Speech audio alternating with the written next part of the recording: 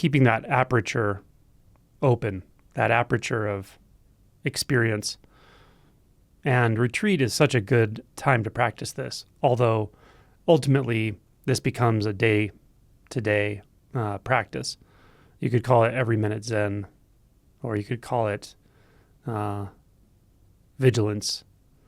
But when we finally come to the conclusion that spirituality or whatever it is for you, orientation to truth, awakening, Buddhism, whatever, is not just a part-time job, that it's not just one area of your life that you give attention to so that other areas of your life benefit, but rather it's life itself. It is this. It is all of this. And from that recognition, from that knowledge, we are gifted and also sometimes wrestle with the knowledge that this really is about a moment-to-moment commitment to presence. I could say a moment-to-moment commitment to practice, or like I said, vigilance. The challenge with that can be that we sometimes use that to kind of beat ourselves up when we're not constantly vigilant. We're not able to stay focused in a koan, or stay focused in practice 24/7 or all day long, because we won't be able to be. It's just not going to happen. There are going to be times where the mind road is too enticing, or when we just find ourselves distracted and so forth. It happens. So when I talk about this kind of every minute Zen, or talk about this vigilance of practice, I don't want anyone to use it to criticize themselves, or even add some kind of rigidity to their life or their experience. It's not necessary, but it is a kind of heart level commitment that we start to notice the places and the moments in which we tend to go a bit unconscious. And it's not hard to find these moments. A very common place, a very common situation that these moments arise is in transitional moments. So when we're moving from one task to another, when we've completed something and we are orienting to the next thing, the next activity, the next project, that tends to lend itself to some internal reflection, some thought.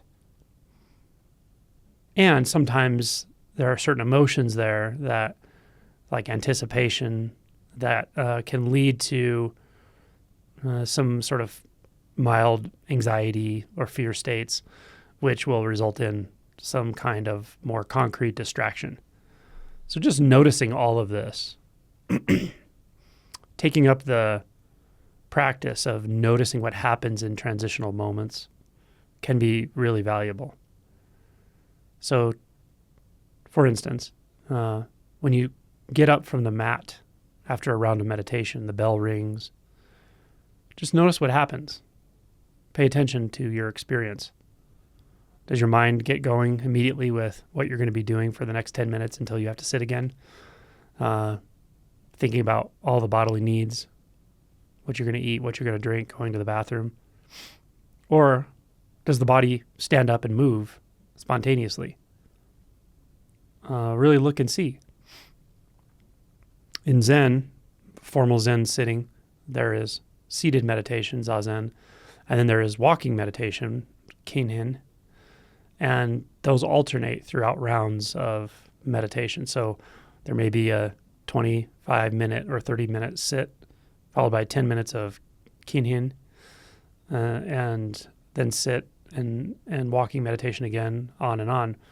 So Zen encourages us to look into this to see if we can actually maintain an unbroken practice through one round of seated meditation, one round of walking meditation, back into seated meditation. You don't have to do that during this retreat, but if you feel inclined to, that may be valuable. Even if you're not doing walking meditation, it is a nice challenge to take up to see if you can keep your attention on your practice as you get up from the mat, move about the room, go to the restroom, make your tea, step outside for a breath of fresh air, and see if through these activities, movements, and transitions, can you maintain vigilance with whatever the practice is. That could be a koan. What is mu? Or just mu? Can you get to the point where mu stands up from the mat? Mu walks across the room. Mu turns the handle of the doorknob. Mu sits on the toilet. Mu stands up from the toilet. Can you have that kind of absorption into practice?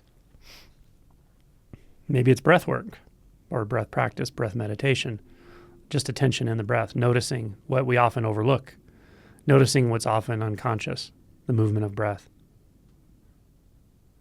Can you keep your attention on the movement of your breath right now? How about throughout meditation?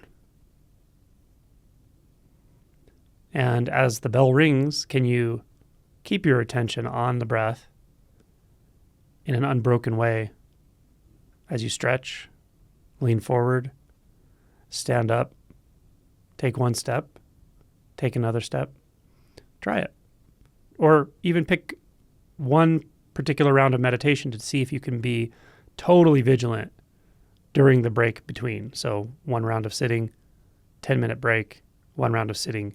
See if you can have a completely unbroken experience between those two. You might find that it has huge benefits to do this.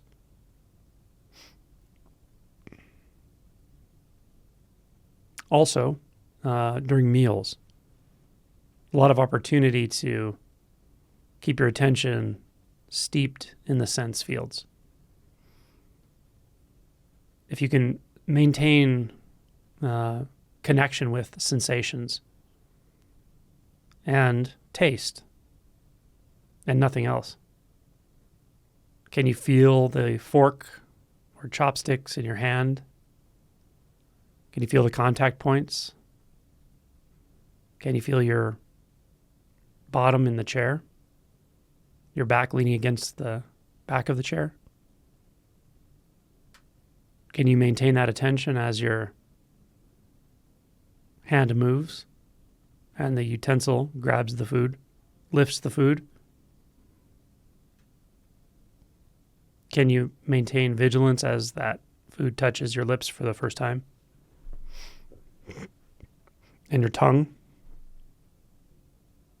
Can you find a dividing line between these sensations and the taste that immediately makes itself known as you start to chew the food? Find the unbroken flow of experience.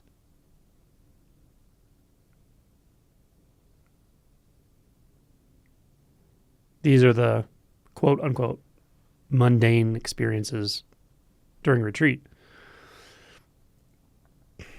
This correlates to daily life, of course, if we're standing in line at the grocery store. Similarly, attention in the soundscape of the room, attention in the feet, hands holding groceries or holding a cart or a bag, walking through the parking lot, getting in your car or getting on the bus or into the Uber. There's 5 streams of pure sense experience available at all times. Stay with it.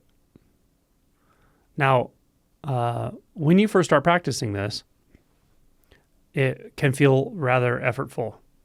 Like there's a lot of effort that needs to be applied to keep your attention with it. And the thoughts will inevitably say things like, oh, I can't do this. This is too hard for me. right? Do you believe the thought? And why? What happens if you let go of the thought and just feel again? You'll realize that feeling is always available. So there will be some thoughts that will come up, some doubts. But if you recognize them as such and just return to the simple practice of experiencing, with time, what feels like a lot of effort will actually start to be effortless. You'll notice you can do this without effort. Seems like a magic trick. But instead of effort, there's a kind of relaxed, open aperture interest that replaces the sense of agency. And when that sense of agency falls, even if it's just temporary, this practice becomes much more enjoyable, becomes deeply enjoyable. It's rather meditative, in fact. And you might even start to have perceptual changes. You might notice changes in dimension. You will definitely notice changes in the depth of sensory experience. And when the sensory experience is really unmasked and shows you what it is, then it is non-dualistic, meaning it doesn't occur as a transfer of information from an object to a subject. Rather, it's something radically intimate, very intimate. And you'll start to experience that. But again, if that seems to obscure or you're in your head about it, about non-dual or teachings or any of it during this process, just start at the beginning. Start with the simple steps that I mentioned before. Start when you're on the mat. Start when you're meditating. Meditation is really just the staging ground for non-duality. When we're in retreat, I often encourage people to take practice off into sleep and pick practice up immediately upon waking. These are really auspicious moments. These are the moments when you have access. They may not always be obvious. It's always there, but you have often more access to the unconscious or the subconscious, but also to that which is primary even to consciousness. And of course, that's not something you can think about. It's not, this isn't a statement of metaphysics. It's just an invitation that there's a portal open right as consciousness is starting to dissolve. If you really pay attention as you're going off to sleep, remaining vigilant,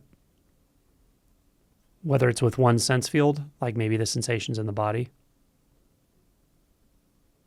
maybe it's the soundscape of the room, maybe it's consciousness. But if you keep your attention steady in one sense gate in that way, you will learn something for sure. You won't always consciously realize what it was right away, but there will be something clarified in that act. So if you're working with, and I'm sure there are at least a handful of people here who are working with an initial koan, like what is mu? Who am I? This is a huge opportunity, this moment of twilight right before consciousness dissolves into oblivion, to carry that, even as an intention, to carry that mu into oblivion. And then immediately upon waking, just fusing yourself again with mu or with who, till there's just fusion. Mu wakes up, mu moves the covers, sits up, takes the first step. It's just mu. Or even just who, without analysis, without expectation, without a kind of self-reflection trying to reflect on whether it's happened or hasn't happened or is going to happen, without anticipating any kind of future. Just mu. So yeah, I would encourage everyone to do this as a as a practice as you go off to sleep and as you wake up.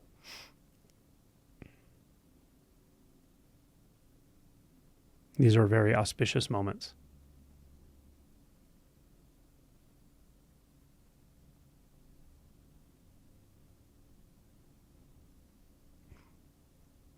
And as we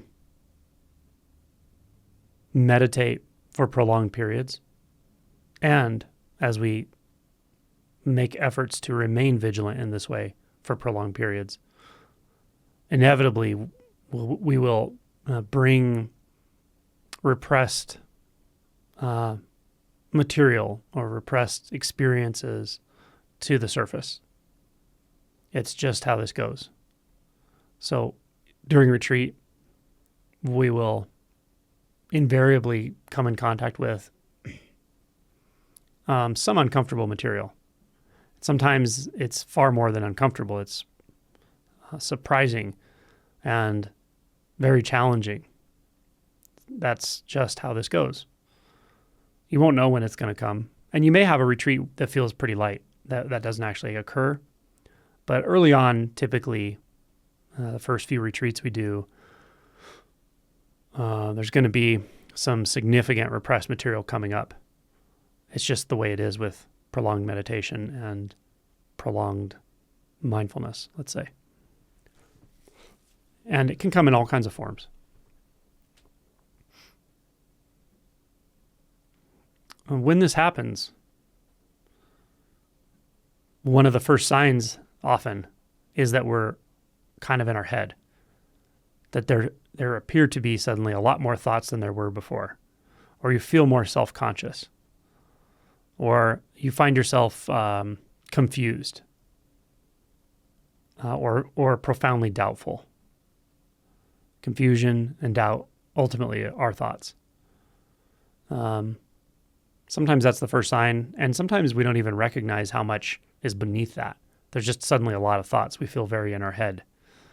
But again, if you just keep sitting with it, the mind will calm, and whatever's underneath will show itself.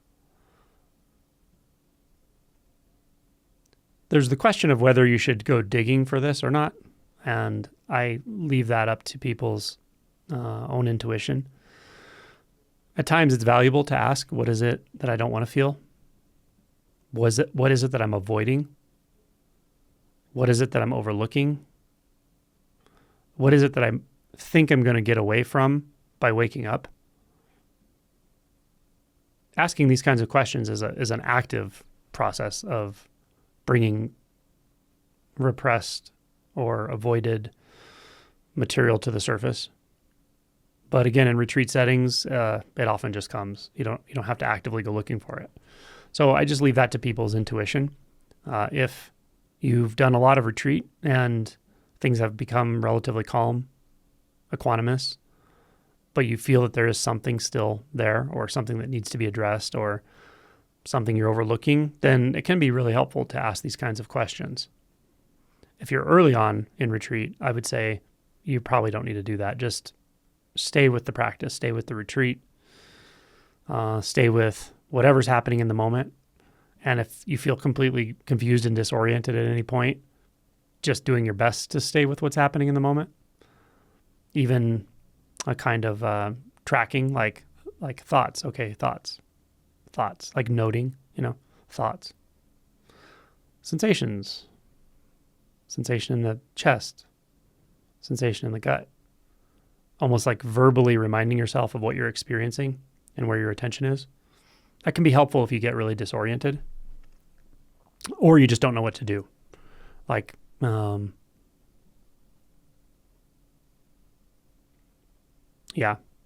everybody's different with this. Some people have a pretty I wouldn't say rigid, but a pretty structured practice. Could be based on Zen Buddhism, could be based on anything. Other people approach this without much structured practice. They just do it on intuition. And in that case, yeah, it can get disorienting and you really don't even know how to orient anymore. So in that case, sometimes it is helpful just to do some noting of sensations in the body, noting of thoughts. What types of thoughts are you experiencing? You could just note, oh, I'm experiencing judgment, self-judgment, judgment of others, judgment of the retreat, judgment of spirituality. Or maybe I'm noticing fantasy. My mind is carrying me away to something that seems a little more pleasant than what I'm feeling right now. Fantasy. Just noting it. It's a thought. Doubt. Doubt is one of those that is such a heavy blanket before awakening. And it's so easy to identify with it because it seems so believable, right? We doubt ourselves so much that the thought feels right, feels like my thought, like I'm the one doubting myself, which is kind of hilarious if you think about like the practicality of that it's not really possible, but that's how it feels. And when we recognize that's a thought, it can really soften the experience. Who are you without doubt right now? Who are you without shame right now? We're not trying to make them go away or pretend they're not there, but we're seeing that they're thoughts. And then we're engaging the experience of identity by reflecting that these thoughts are momentary. Doubt, even though sometimes it seems like it's there all the time, it is really just a series of thoughts that we've been believing. So who am I without the doubt thought right now? And then trusting whatever happens. Often if we ask a question like that, who am I without doubt right now? Who am I without the common thought of doubt? What will often happen then is we will feel like we don't know the answer, right? So like, I don't know who I am. Often that can lead us to believing that we're not applying this practice correctly. But you're applying the practice very correctly if it leads you to, I don't know. Because doubt isn't the unknown.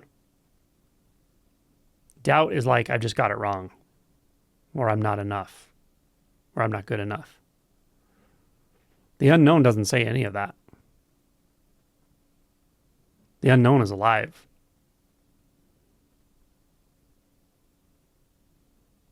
The unknown is vast. The unknown is without limitation.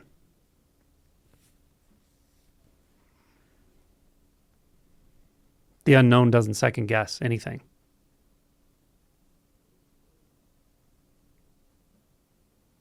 So who am I without my doubt? Who am I when I don't believe the doubt thought? I think this is a probably very potent practice for many people because doubt is just so pervasive. Probably, I don't know, almost all questions I get from people before awakening have some element of doubt mixed into the question.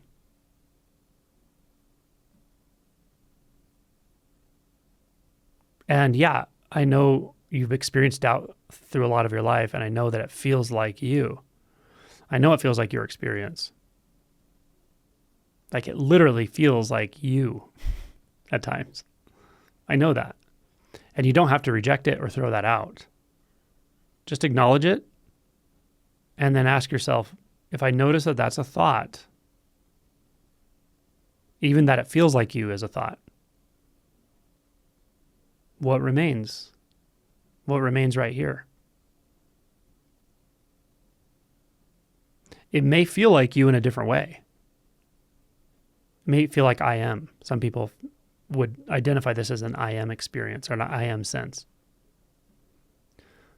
which would be much more vast, much more all-inclusive than that doubt sense you have about yourself. The doubt sense may be strong, prominent in your experience, but that's only because of the repetitive thoughts and the reaction to the thoughts.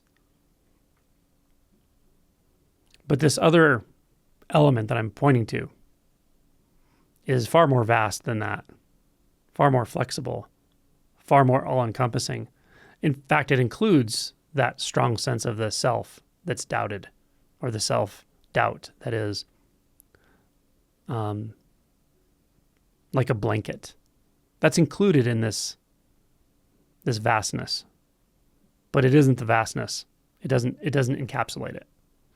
The vastness is without limitation, and it is the unknown in the way we're speaking, because we're sure we know who we are. We're sure we know what our problems are. We're sure we know what our big barrier is with awakening. We're sure we know how this goes, right? That's the known in the way I'm speaking. There's something that's so much more real than that. It's completely free. It's not enclosed in any collection of beliefs or memories. Because if you look closely at the feeling of doubt that I'm talking about, the experience of the self-doubt that runs very deep. This comes into play even in deep realization, I find, by the way. Although it's more intermittent, less believable, and you're still steeped in this infinite presence. But you still see that functioning of doubt.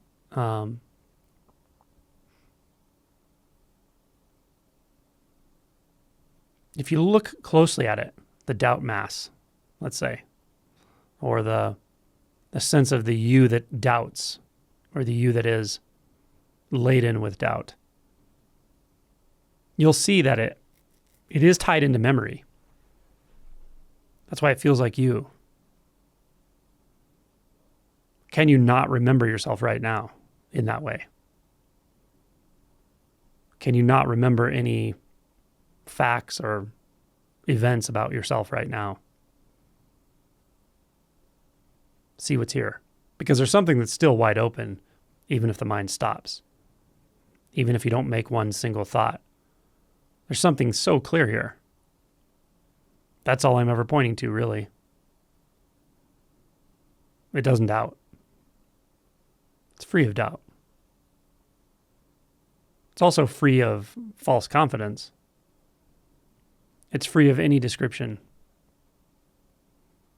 free of any parameter, free of any fixation point, free of any foundation, free of any need for support or validation, free of any avoidance of anything in the relative,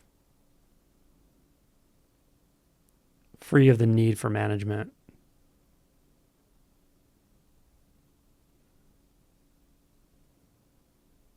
Free of contraction, free of being bound by thought, free of distraction.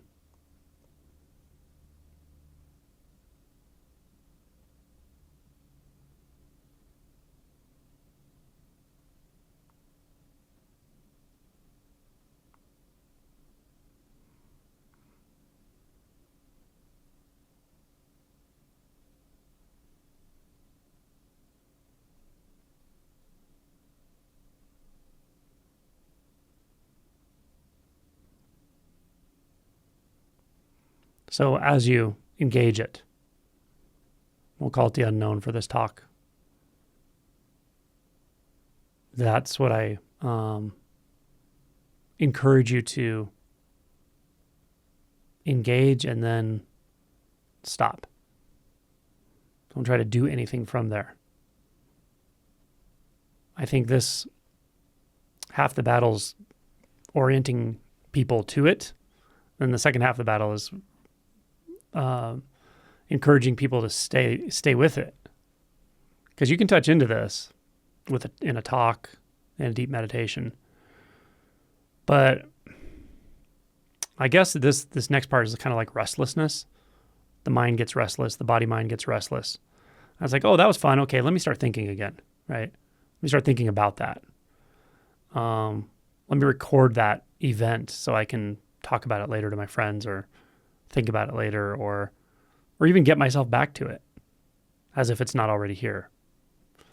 So the second part of this, the first part again is like really, I guess, reminding yourself what this is.